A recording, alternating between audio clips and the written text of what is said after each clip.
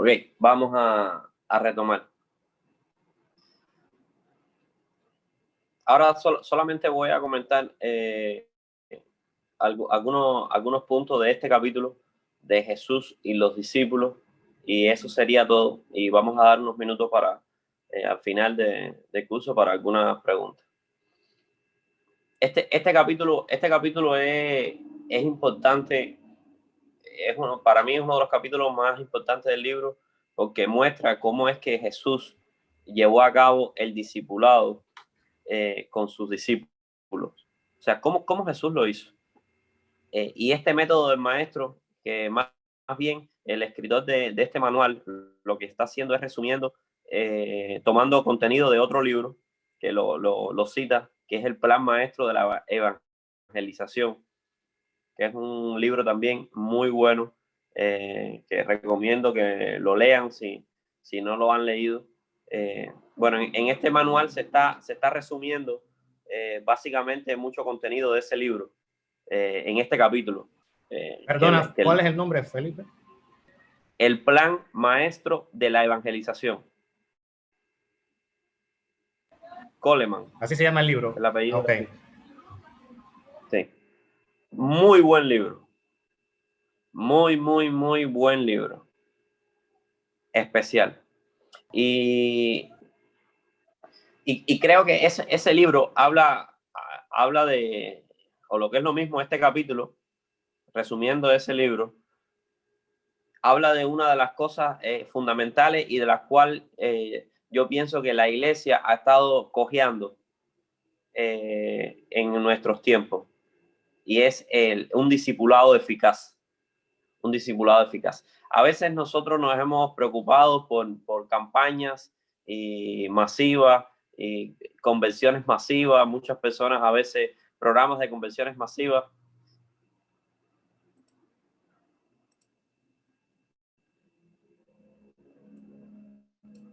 Okay, déjenme ver, hay alguien ahí que le tengo bloqueado el video, déjame ver cómo lo hago.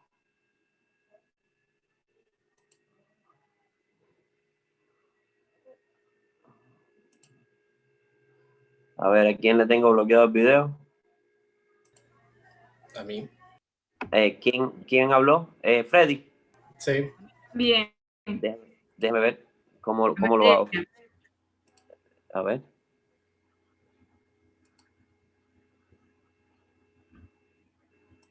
Mira a ver si ya puedes. ¿Todavía? Todavía no. No. Si usted está proyectando algún video en este momento, a mí tampoco me está saliendo. No, es que nosotros no salimos, la cámara está... Ah, ahora sí. Ajá, nos tiene controlada la cámara de nosotros, del video. Listo. No ¿Y ahora? había entendido. Para ver, todavía dice, no puede iniciar su video porque el operador lo detuvo. Ahora para ver, iniciar video, ahora sí. Tampoco. Ya. Ya, ahora sí. Gracias. Yo pensé que me habías bloqueado por mal comportamiento. Casi. No veo a los demás, nada más veo a Freddy, pero no veo a los demás arriba. Aguanté la tentación, Freddy.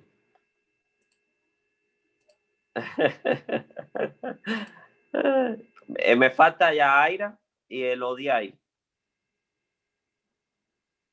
Intenten activar el video.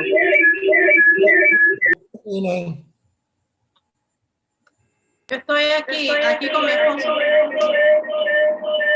Hay un feedback ahí.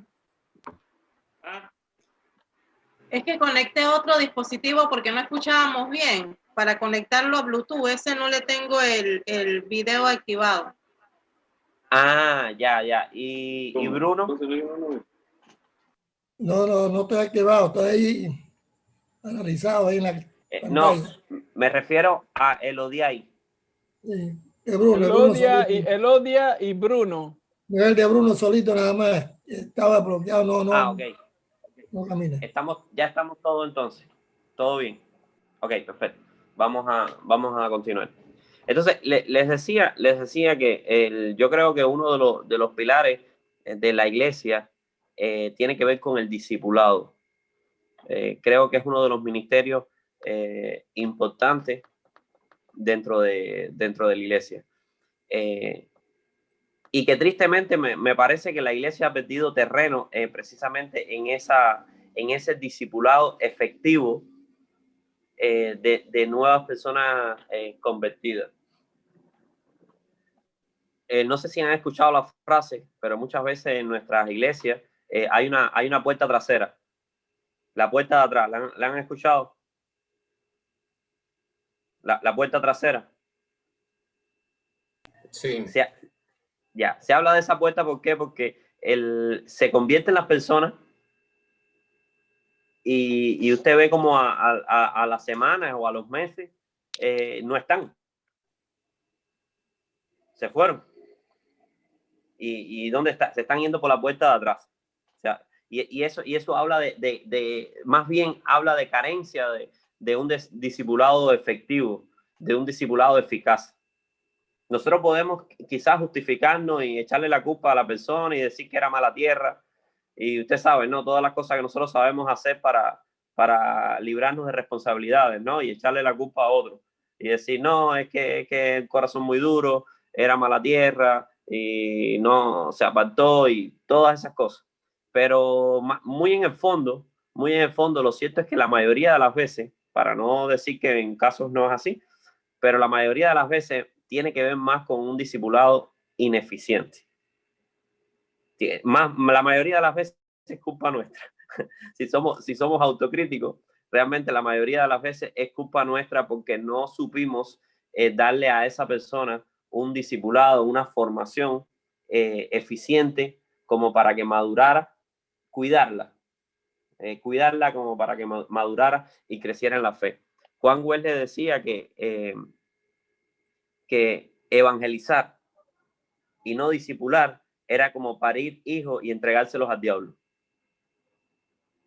Una de las frases y bueno, Wesley fue uno de los personajes de nuestra historia cristiana que se preocupó mucho por la enseñanza y por los grupos pequeños de enseñanza, la escuela dominical, y eso está en su historia. Es una de las cosas en las cuales él se destacó, por así decir, en un sistema de enseñanza. Entonces, creo que Jesús, cuando estudiamos la vida de Jesús y estudiamos el libro del que le hablé, el plan maestro de la evangelización, que es el libro del cual se está resumiendo para hablar en ese capítulo Jesús y los discípulos, ese libro nos muestra varios principios importantes en la vida de Jesús.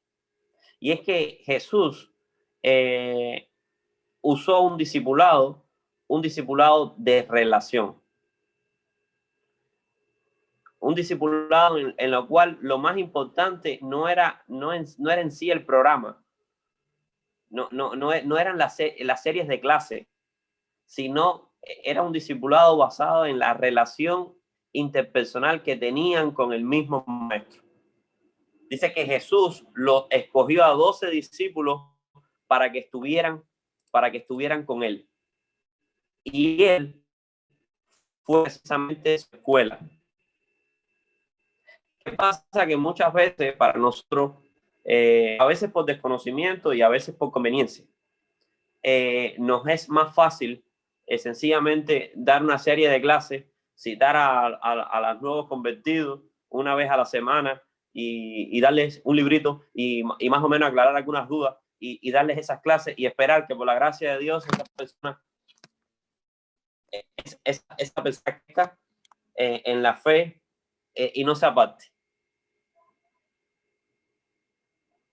Pero lo cierto es que eso es un método, eso es un método no eficiente y es un método que no transforma a la persona. El método que Jesús nos está enseñando es que Él escogió a discípulos, dice, para que estuvieran con Él.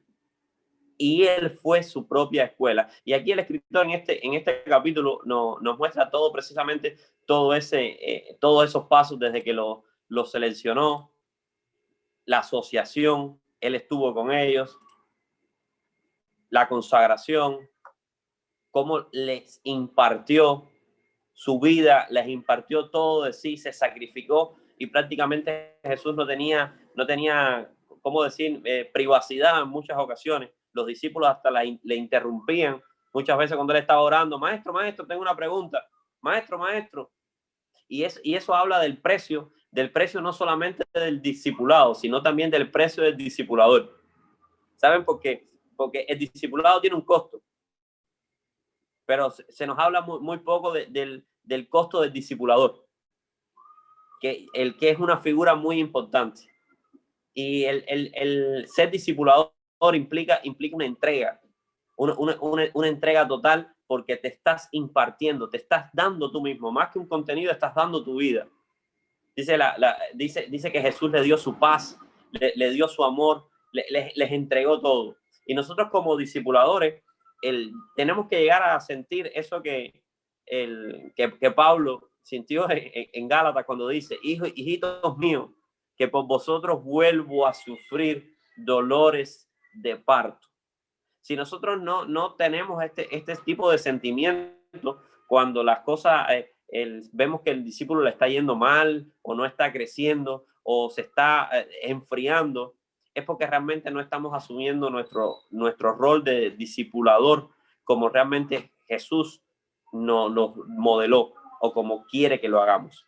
Y si no lo hacemos así, evidentemente no van a ser discípulos como los que salieron de Jesús. Discípulos que luego transformaron al mundo. Y es cierto que uno tiene que tener espacio y tiempo para predicar a las multitudes, como pastores, como líderes, tienen una congregación que tienen que ocuparse de manera general, y hay sus momentos para sus campañas, hay sus momentos de clases públicas, de predicaciones congregacionales, está claro, pero tiene que existir en nuestra agenda personal, tiene que existir un proceso intencional de formación a un grupo a los cuales vamos a impartirle nuestra vida. No sé si me entienden hasta aquí. Tiene que haber una implicación personal, y eso va a conllevar un sacrificio.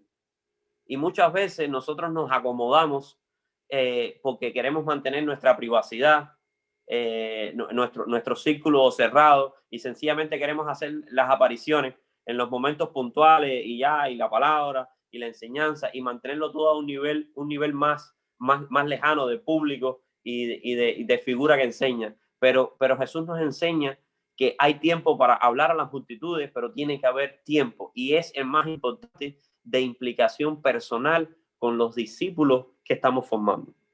Fíjense que es una vida de convivencia, una vida de convivencia donde los discípulos van a participar en muchas de las acciones, muchas de las decisiones, muchas de las cosas que nos van a pasar día a día, y eso tiene un costo como discipulador.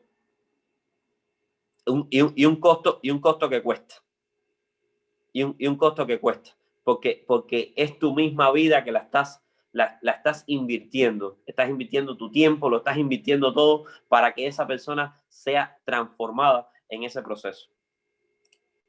Entonces, evidentemente, durante ese proceso, estoy compartiendo la pantalla así. Durante ese proceso van a haber partes en las cuales el discípulo va a ver cómo haces las cosas, cómo reaccionas, porque si estás conviviendo de una manera intencional y estás compartiendo mucho tiempo con esa persona, va a ver cómo tú reaccionas ante las adversidades de la vida. Va a existir mucho más que un conocimiento teórico, porque tú te vas a convertir en su escuela. Ese discípulo, tú vas a hacer su propia escuela, porque va a ver cómo tú reaccionas en tus propios problemas. Si tú lo involucras en tu vida, él va a conocer muchos problemas de lo que estás pasando, y va a ver cómo tú los enfrentas, vas a ver cómo tú confías en Dios, te va a ver sangrar también, va a ver en las cosas en que te equivocas, y vas a ver también cómo lo rectificas, cómo lo corriges. Y eso es importante en el discipulado, que haya esa vinculación para que el discípulo vaya viendo cómo luce un cristiano de verdad, cómo luce un cristiano real, no un cristiano del libro, que muchas veces es a lo que se resumen los programas de discipulado. Una serie de clases en la cual las impartimos una vez a la semana, 2 veces a la semana, 45 minutos, quizás hacemos alguna llamadita, ¿Cómo va? ¿Leíste los textos? ¿Estás haciendo tus tareas? Y luego a los 3 meses, bueno, estás listo para bautizarte, bienvenido, y eso es todo. Y ahí está el hermano en el banco esperando, sabe Dios qué, esperando que un milagro de Dios lo levante y lo ayude y le dé iluminación, porque realmente lo dejamos ahí y eso es todo. Por eso es que pasa, por eso es que ese hermano no pasa mucho tiempo y coge la puerta trasera y sigue la puerta trasera y nuevamente volvemos a repetir el mismo patrón. Entonces, esto es un discipulado realmente transformador, que transforma vida y es importante que nosotros lo veamos en la vida de Jesús y lo apliquemos. Entonces, fíjense que el discipulado, una de las cosas que yo veo también en los procesos de discipulado, que lo veo como que le falta una pata a la mesa, es que no tenemos una parte práctica en el proceso formativo del discípulo. ¿A qué me refiero? Muchas veces les enseñamos el programa que tenemos y no es que uno no tenga un programa. Por supuesto que uno tiene un programa y enseña contenido y tiene las clases preparadas. Pero lo que estábamos hablando anteriormente es que el discipulado es más que un programa. Tiene que ver con una relación entre el discipulador y el discípulo que le vaya enseñando a través de vivencias y en el día a día cómo luce un cristiano de verdad. Pero muchas veces todo queda ahí y no llevamos al discípulo al nivel donde ya él empieza a practicar lo que le hemos enseñado, o vamos a suponer que nosotros le decimos, sí, Dios quiere que le sirva, Dios quiere que tengas un ministerio, pero todo lo dejamos ahí y no lo ayudamos a encontrar su ministerio, no lo ayudamos a encontrar su parte, en qué parte del cuerpo de Cristo él va a ser insertado. Entonces, yo he visto mucho eso en las iglesias, donde una vez que terminen el programa de que le están enseñando a los nuevos discípulos, los hermanos sencillamente son incorporados al templo, al culto congregacional, y todo lo que tienen que hacer es, bueno, hermanos, ¿sabes? El martes, el jueves, el sábado, este es el programa de la iglesia, tenemos culto y aquí estamos, es importante que venga, las ofrendas, los diezmos, y bueno, le enseñamos las cosas que haría un cristiano normal en su vida cotidiana, pero todo se queda ahí. No lo llevamos al nivel donde le decimos, no, espérate. Te voy a ayudar a llevar al nivel ministerial. Yo quiero que la enseñanza te lleve al nivel donde ya tú vas a servir de una manera más madura, pero no solamente eso, sino también donde tú te vas a reproducir en otras personas y le vas a enseñar lo que yo te he enseñado. Entonces, por eso es que este libro habla de delegación, de supervisión y de reproducción finalmente, porque es cuando se cumple el ciclo completo donde Jesús los envía y le dice, hagan discípulos. Ahora ustedes hagan discípulos a otras personas. Entonces, esto sencillamente es un resumen bastante rápido, rápido de este capítulo. Mi exhortación es que lean, pero más que el capítulo, es que se lean el libro. Se lean el libro de donde es tomado el contenido, el plan maestro de la evangelización, que está muy bueno, y sobre todo que lo apliquen a su ministerio en el discipulado, porque es una de las cosas en las cuales la iglesia está careciendo y tenemos la puerta de atrás abierta y es la única manera de cerrar esa puerta para que las personas que entren, que bastante trabajo ya da que una persona se convierta a Cristo y que empiece a ir a la iglesia, para que nosotros, una vez que lo tenemos ahí, lo dejemos ir, precisamente por un mal manejo del discipulado, por no hacer las cosas como debemos hacerlas. El libro se llama El plan maestro de la evangelización. En la página 83 está donde dice profundizando. Disculpa, Felipe. En la página 83, sí, referente a ese libro, Pixel, está el nombre del autor. Se llama Robert Coleman. Se escribe Coleman. En el primer párrafo, en la última línea, está el nombre del autor, Robert Coleman. Se escribe Robert, así como suena, Coleman. El plan maestro de la evangelización. Gracias, Dionisio. Pues les recomiendo muchísimo que lean ese libro para que vean qué tan profundo y qué tan práctico y cómo les va a ayudar en el ministerio, en el discipulado. Este discipulado relacional, más que un discipulado de una sola vía, donde el maestro enseña un programa de enseñanza y espera que Dios haga el milagro. ¿Me entiendes? Realmente creo que Jesús espera que nosotros como discipuladores paguemos el precio también. Y creo que no hacerlo así es una forma de evadir esa responsabilidad y de querer que nuestra vida cristiana sea fácil. Y hay un costo también para el discipulador. No solamente para el discípulo, sino para el discipulador. Hay un costo y tenemos que pagarlo. Si queremos que la obra del Señor y este reino se extienda y funcione bien como Dios quiere que funcione. Bien, ya, este es el comentario que querías hacerle sobre ese capítulo bien rápido. Vamos entonces a tomar un tiempo para las preguntas que quizás tienen anotadas y vamos a dar la posibilidad de que la hagan. Vamos a tratar de responderla y quizás también los mismos hermanos también pueden responder si así lo desean. Uno a otro podemos responder entre todas las preguntas. ¿Quién comienza?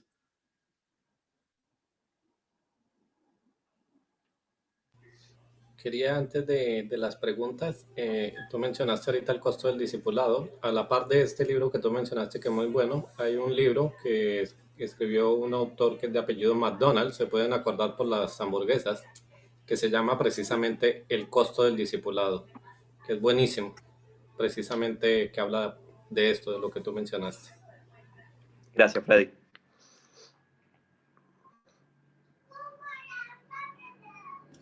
Yo quisiera hacer un comentario. No sé si puedo hacerlo o es nada más pregunta. Sí, puedes hacerlo. Ok. En la línea del discipulado, cuando se hablaba, y por lo regular creo que así se piensa, de que la persona que se convierte, que recibe a Jesucristo y que hay que discipular. Yo siempre, bueno, le he dicho, creo que algunos de la iglesia donde yo asisto ya me han escuchado reiteradamente hablar de esto, porque vengo de eso, creo.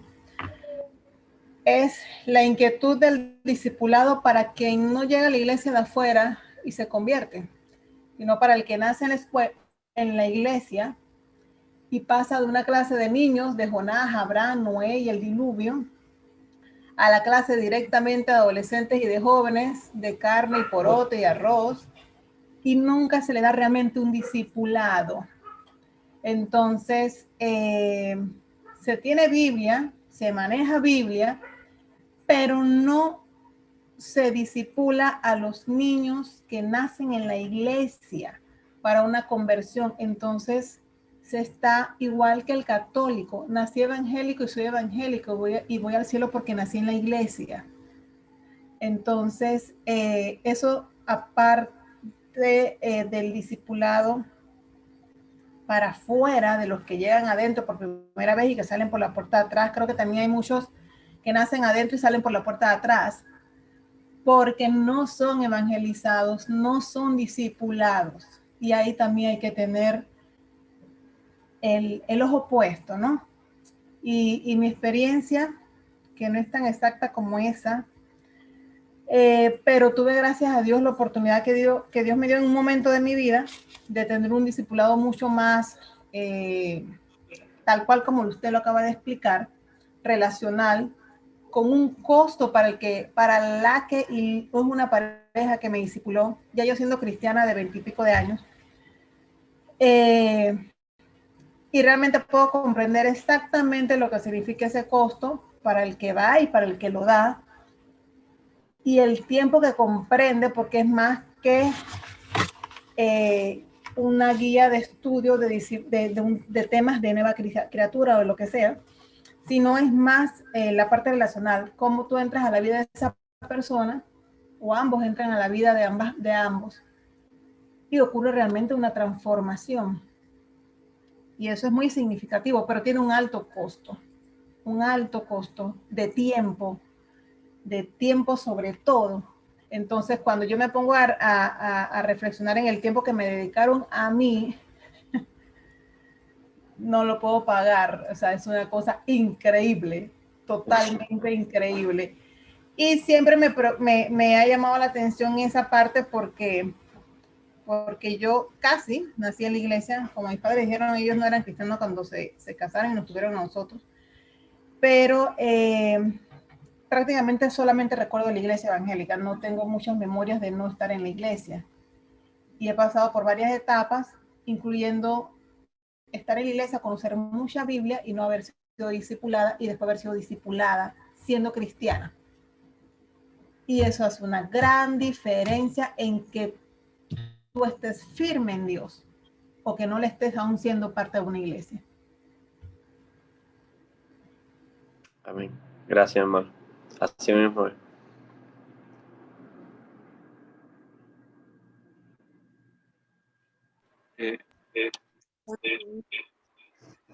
Decir algo. Yo quisiera, bueno, es verdad, creo que todos en algún momento de nuestra vida hemos evangelizado a alguien y se nos ha escapado. Y creo que es un gran dolor, ¿verdad?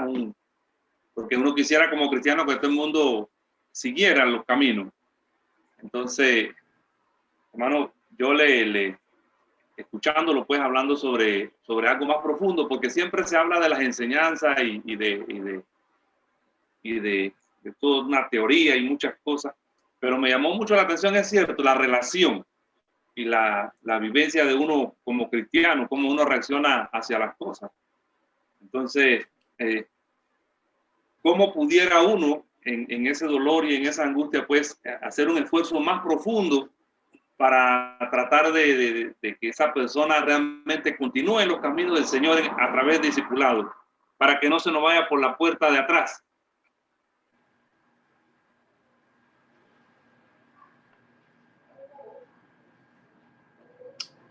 Así. Sí, hermana.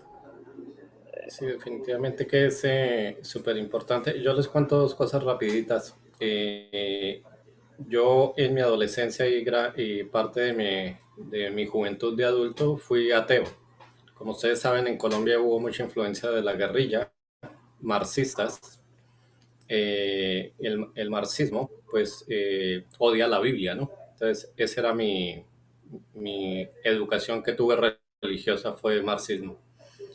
Y bueno, más adelante cuando conocí el Evangelio, si no me hubieran discipulado, con seguridad me hubiera ido de la iglesia, porque en la iglesia donde conocí a Cristo, gloria a Dios por ella, no usaban el discipulado. Y para mí eso me causó frustración, ¿no? Porque tuve una perspectiva diferente de lo que es la iglesia en realidad, ¿no? Sabemos que iglesias hay de todo tipo.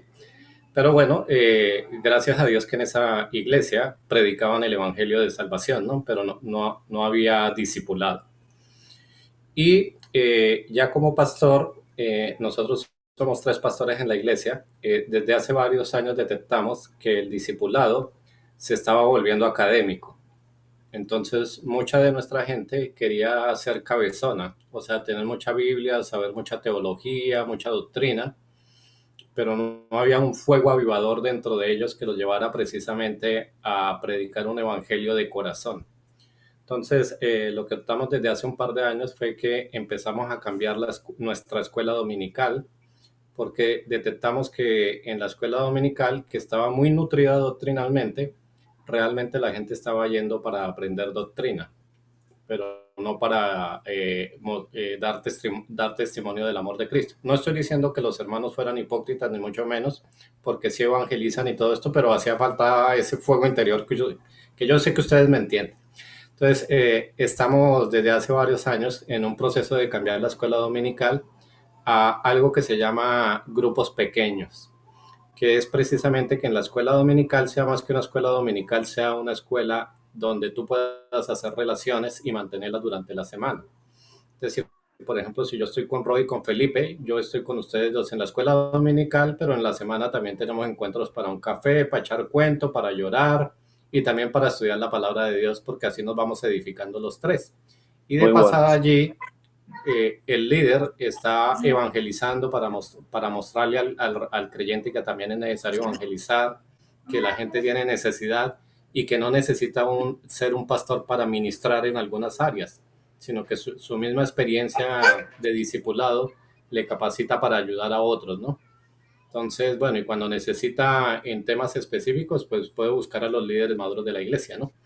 Y se van animando entonces a poder relacionarse con otras personas, ¿no? Y no que vean a los pastores y al liderazgo de manera independiente, porque ellos son los encargados de discipular y de ministrar la palabra y no hay nadie más, sino que es una responsabilidad y una bendición que toda la iglesia lo pueda hacer.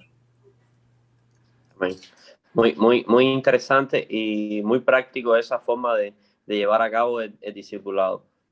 Pero como seguro sabes y has experimentado, ¿qué costo? ¿A qué precio?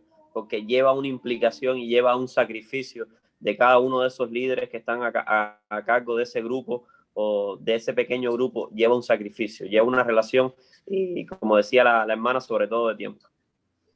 Sobre todo, no es fácil, pero es lo que da resultado. Yo quiero también comentar algo y me llama la atención el nombre que le ha puesto de la puerta de atrás, ¿no? La puerta trasera. Y me llama la atención porque yo siempre decía, yo nací en un hogar cristiano y nunca hice la oración de la fe, o sea, oración de fe, nunca. Y entonces yo veía que muchas personas llegaban a la iglesia y pasaban al altar y empezaban o sea, entregarse al Señor, eso era lo que yo siempre veía. Y yo lo veía que ellos lloraban y yo decía, bueno, pero ellos, ¿de qué me tengo que arrepentir yo? Ellos se están arrepintiendo, pero ¿de qué me tengo que arrepentir yo? Y siempre hubo esa incógnita en mí, ¿no? Esa duda. Y con lo que decía Ixel, yo también he tenido esa duda siempre y como esa preocupación porque pasó en mí, por no tener una guía de una persona, no solamente decir esto es pecado y no se puede hacer, o lo que usted decía de que fuéramos a la iglesia simplemente y nos involucraban en general, mas no había una actividad directa con nosotros los hijos de los cristianos. Y creo que esa fue una debilidad y digo yo que carencia en cuanto a lo que era, no sé si la organización o no sabría decir qué falla en ese entonces pasaría, que uno, como yo particularmente no tenía, me sentía bien, me sentía tranquila y no sabía cuál era mi pecado en sí. Llegó un momento en que, no sé, me aburrí y me salí, así como, así, o sea, nunca entré ni nunca, pero simplemente ya no estaba en la iglesia. Pienso que si hubiese habido alguna guía y ya la situación en mí particularmente hubiese sido diferente, distinta. Entonces, sí estoy de acuerdo de que, o cuál sería esa forma actual ahorita en las iglesias, que para que no suceda algo como esto, haya ese ministerio, ¿no? De discipulado para los mismos cristianos, o al menos los que están iniciando su vida, su niñez, su adolescencia dentro de una iglesia. En este caso, los hijos de los cristianos. Es lo que quería opinar.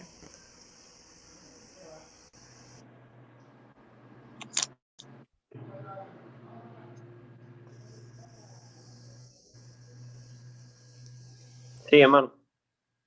Mire, en mi vida fue también casi igual. Yo me crié desde pequeño en una iglesia evangélica, de niño, de Parador del Rey, esto aquí, esto acá, pero nunca me llegaron a discipular. Mi mamá, por lo poco que entendía, por lo poco que ella le enseñaba, era que nos enseñaba a nosotros. pero nunca vimos un líder de la iglesia a discipularnos, solo era juego, solo era esto, y nunca nos llegaron a meternos realmente cómo era el asunto del mover de Dios.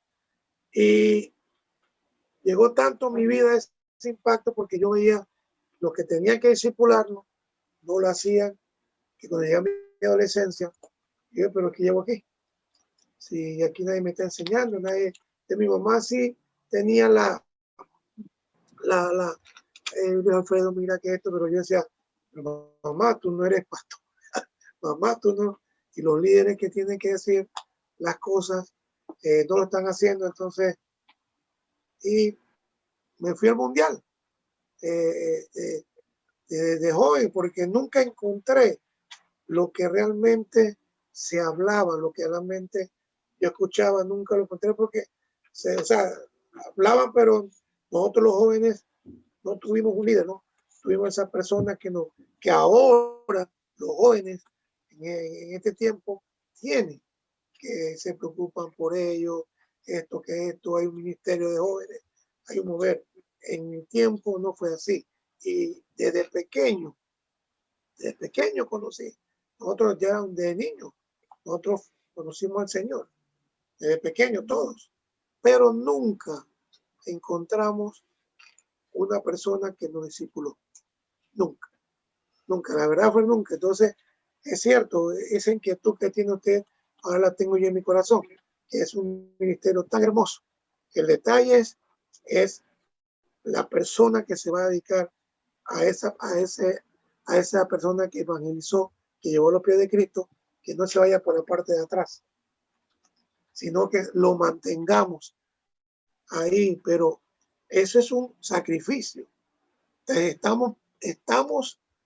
estamos nosotros en la posición de pagar ese precio. O sea, que es algo, una entrega tan grande que parece mentira, no es cualquiera que va a decir, yo lo voy a hacer, porque eso va a costar. Y a veces ese precio que uno que le diga a esa persona, mira, ¿tendrá fruto? ¿Tendrá fruto? ¿No tendrá fruto? Ok, pero eso se lo damos al Señor. Pero la idea de esto es que hay ese tipo de personas que realmente se le dediquen realmente a esa persona que está naciendo, se está levantando, se está, como usted dice, uno está esperando, le está esperando otras expectativas y no dejárselo todo así, bueno, ya conoció de Cristo, ya dio la oración de fe y ahora ya todo va a pasar bien, no va a tener problema el hombre, todo va a ser bien chévere. Cosa que después viene el porrazo, pues no toca ese porrazo o se va para la parte de atrás porque no encontró la expectativa que quería. Ahora, el Espíritu Santo siempre entra aquí en acción y él toca a esa persona y toca su corazón, pero tiene que tener un encuentro realmente con él. Es muy interesante, es muy importante el ministerio de discipulado porque de ahí depende el futuro de las personas que van a quedar como reemplazo. Bendiciones. Gracias, hermano. Bueno, yo creo que realmente la iglesia hoy en día ha perdido el verdadero significado de las palabras que Jesús dio al final a los discípulos en Mateo. Cuando Jesús, antes de partir, Jesús le dice, toda potestad me es dada en el cielo y la tierra. Por tanto, o sea, en función a esa potestad que yo tengo en el cielo y en la tierra, dice, id y haced discípulos a todas las naciones. Entonces, ahí ya obviamente está implicado el evangelizar, pero una cosa va de la mano de la otra. No podemos evangelizar sin discipular a las personas. Pero no solamente eso, sino que ese discipulado tiene que ser un discipulado de calidad. como creo que tú lo mencionabas al principio, que es que las personas tienen que ser transformadas, tienen que llegar a ser llevadas a ese proceso de madurez en Cristo. Si no se logra esa transformación y que esa persona vayan siendo, creciendo en madurez en Cristo, entonces podemos evangelizar y podemos tener reuniones de discípulos, porque muchas veces hay evangelismo y hay reuniones de discípulos que se convierten en un lugar social, o sea, y se queda esos discípulos ahí seculorum, pero no hay multiplicación. Cuando Jesús dijo ahí en Mateo es enseñándoles que guarden todas las cosas que yo he mandado. Entonces, implica que si yo tomo a alguien para discipularlo, voy a buscar ayudar a esa persona a formar su carácter, el carácter de Cristo en ellos, pero también voy a ayudarlo a que esa persona se convierta en una persona que repita el mismo proceso. O sea, lo que habéis oído de mí, esto encarga a hombres fieles que sean idóneos también para enseñar a otros. Ese es el principio de Mateo 2.2, ¿no? Perdón, 2 Timoteo 2.2. El discipulado intencional.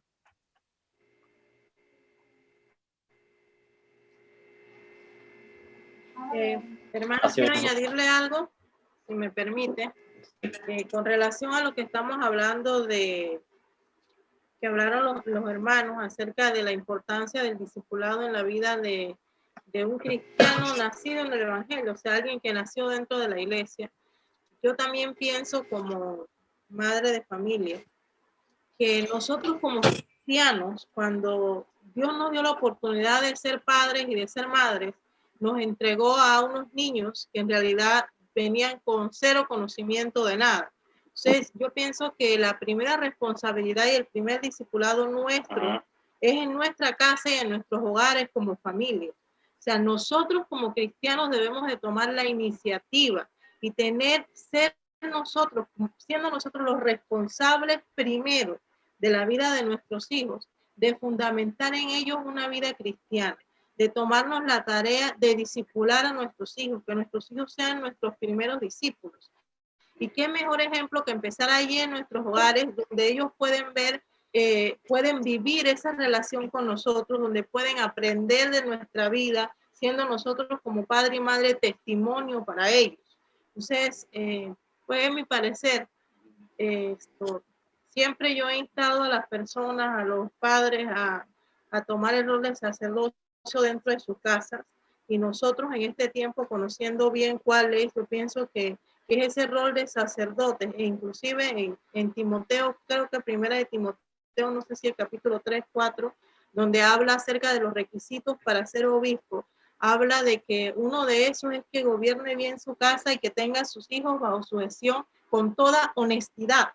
O sea, nuestro principal testimonio es en casa, nuestro principal discipulado es en casa. Nosotras como mujeres, creo que leí hace tiempo, no recuerdo si fue un documental que hablaba de que muchas mujeres en el pueblo de Israel se dedicaban en la vida de sus niños de pequeños a enseñarles lo que decían las escrituras desde muy pequeños. Entonces yo pienso que es un rol que Dios por algún motivo se lo entregó también a la mujer, tal vez por esa parte amorosa que logramos desarrollar para instruir a nuestros hijos en el bien. Amén. Eso era lo que les quería añadir. Amén. Los pastores Franco. Bien, hermano,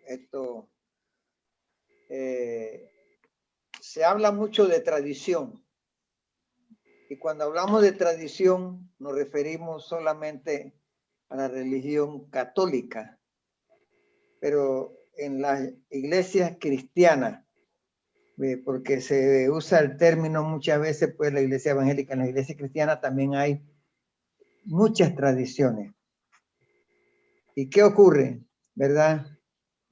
Cuando se rompen con las tradiciones, se levantan oposiciones.